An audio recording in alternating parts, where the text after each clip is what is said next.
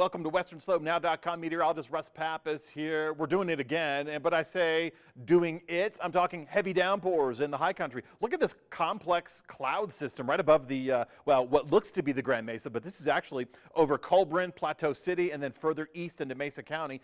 That area I just mentioned was under a severe thunderstorm warning earlier this afternoon. Small hail, heavy downpour, 40 to 60 mile per hour winds, and that's what's associated with a lot of the storms that have been popping up this afternoon, not just over Colburn, not just over portions of Mesa County, but we're also talking Garfield County as well. They, although earlier went under a severe thunderstorm warning. To get that criteria, you have to have 60+ mile per hour wind gusts and you have to have hail greater than an inch, and that's what we've been getting.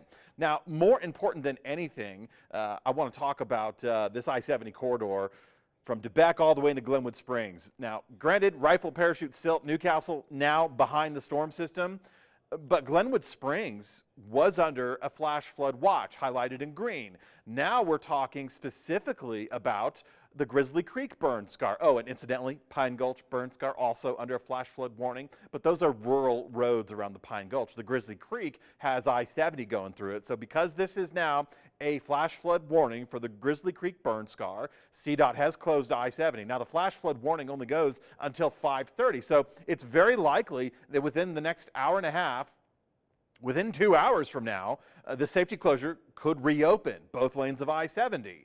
That's the expectation because storms have just passed through the area at the 4 o'clock hour. So this is sort of a precaution. So it doesn't seem like much of a delay, only a couple of hours. But you could see Rifle, Glenwood Springs getting some strong winds associated with these storms passing through. Grand Junction topping up to 25 miles per hour. Now, we still have storm opportunities for Grand Junction, Delta, and Montrose Wednesday evening, so we're not entirely done, but Montrose has been recording light rain throughout the day on Wednesday.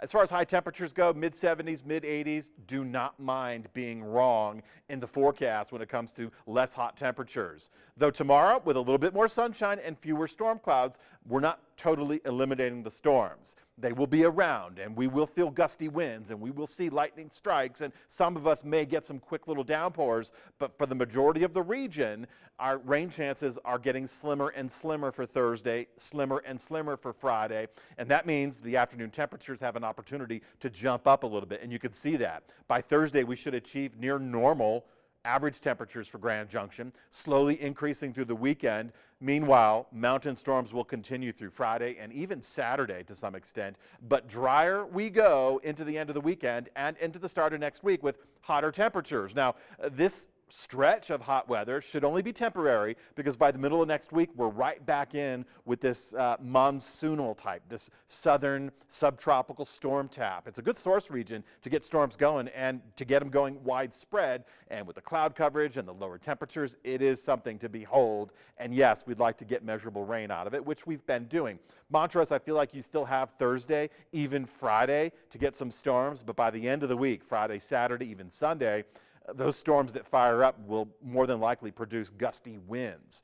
And as far as our hot temperatures go, we should top out in the mid-90s for the end of the weekend and the start of next week. And right when we can't tolerate it anymore, we'll see those storms rolling through middle of next week and lowering the temperatures.